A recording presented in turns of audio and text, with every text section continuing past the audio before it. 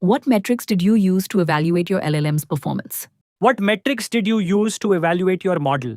And the answer that quietly fails is accuracy. One number, no task done. The strong answer splits the world in two. Offline evals on a fixed golden set before you ship, and online metrics on real users after. You keep those two separate, you tie every metric to the actual task, and, out loud, that the two can disagree with each other. That disagreement is the whole reason you run both. Let me walk it.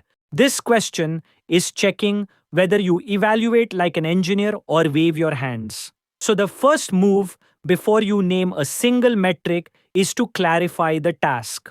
Performance is meaningless on its own. A classifier, a summarizer, a RAG question answering system, and an autonomous agent are all scored completely differently. So, you pin the task first, then you pick metrics that fit it. Naming metrics before the task is the tell of someone who's memorized a list. So start with offline. This runs on a versioned golden set, say 500 to 1000 labeled examples, and it should cover both the common head cases and the nasty edge cases, the ones that actually break. Now match the metric to the task. For deterministic tasks, where there's a right answer, you use accuracy, precision, recall, F1, exact match, the classic set. For freeform generation, the old reference metrics like Rouge and Blue are weak proxies for real quality, so you lean on LLM as judge, scored against a written rubric instead. For RAG specifically, you want faithfulness. Is the answer actually supported by the retrieved context plus answer relevance and context precision and recall? That's the RAGA set, and naming it signals you've done this. And for safety, you track policy violation rate, toxicity rate, and whether refusals are correct, because a model that refuses everything is safe and useless. Now flag a caveat. Because using a model to grade a model is a real thing you have to handle carefully. LLM as judge is cheap and it scales, which is why everyone uses it. But it has known biases. Position bias, where it favors whichever answer came first. Verbosity bias, where it rewards longer answers regardless of quality. And self-preference, where a judge model rates outputs from its own family higher. So you don't trust it blind. You calibrate it against human labels on a sample first, confirm it agrees with people, and only then let it grade at scale. Mentioning this is a strong signal because it shows you know the tool's failure mode. Then online, once real traffic is flowing. These come in tiers. First, product outcomes, the ones the business actually cares about, task success or completion rate, deflection rate, time to resolution. Second, explicit feedback, the user hands you. Thumbs up rate, regenerate rate, edit or correction rate, how often they fix your answer. Third, implicit signals, acceptance rate for code or suggestions, copy rate, retention. And fourth, guardrail metrics that stop a quality win from hiding a cost disaster.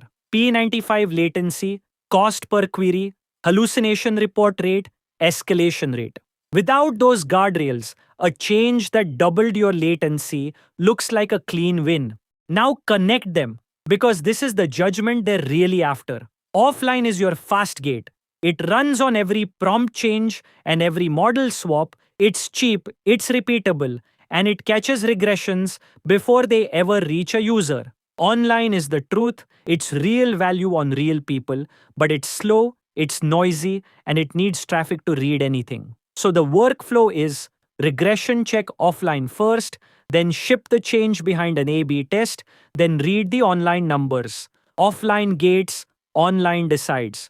And say the trade-off plainly. Offline is fast, cheap, and repeatable, but it's a proxy, and proxies drift from real value. That's Goodhart's law. The moment you optimize the metric, it stops measuring the thing. Plus benchmark contamination, where the test data has leaked into training and the score is fake. Online is real value, but it's slow and noisy, and you can't iterate on it hour by hour. Neither one alone is enough, which is exactly why you run both.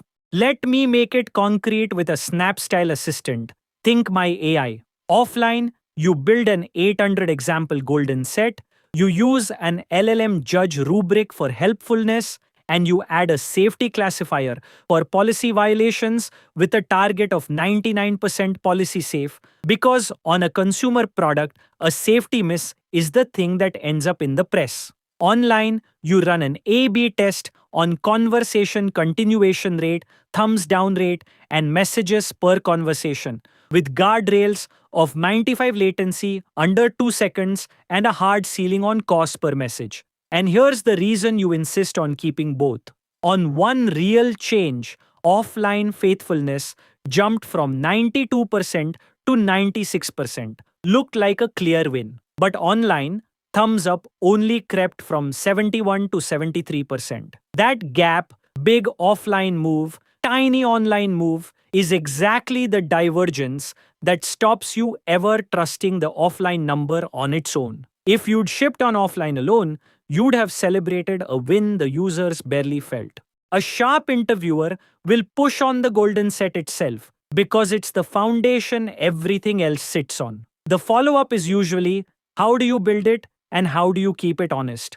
So have an answer. You build it from real production traffic, not made up examples, because synthetic cases don't hit the edges that actually break. You deliberately oversample the hard and rare cases, the ones a random sample would barely include, since those are where regressions hide. You version it so a score from March is comparable to a score from June, and you refresh it, because every production failure you catch, every user complaint gets added back in, which is how the set stops a shipped bug from ever shipping twice.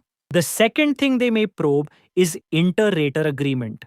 If humans labeling your golden set only agree with each other 70% of the time, then a model scoring 75% is already at the ceiling of what the labels can even measure, and chasing higher is chasing noise. Knowing that ceiling exists and measuring it is a strong signal that you've run a real eval and not just quoted one. So what makes them lean in? First, you separated offline evals from online metrics and explained why you genuinely need both. Second, you knew the RAG-specific metrics, faithfulness and context recall, not just accuracy. So it's clear you've evaluated a real generative system. And third, you raised the LLM judge bias problem and said you'd calibrate against humans. Those three together, read as someone who's actually run an eval loop, not read about one. The traps are the mirror image. Trap 1, one number for everything, usually accuracy, with no task attached. Trap 2, trusting offline benchmarks as if they equal user value, when Goodhart and Contamination both say they don't.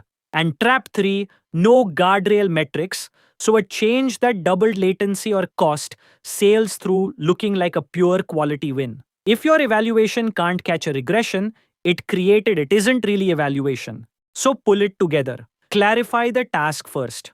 Offline, run a golden set with task-matched metrics, use LLM as judge for freeform, but calibrate it, and add the RAG and safety metrics where they apply. Online, watch product outcomes, explicit and implicit feedback, and guardrails. Gate on offline, decide on online, and expect them to disagree. The one line to carry in: offline evals on a golden set gate every change, online metrics on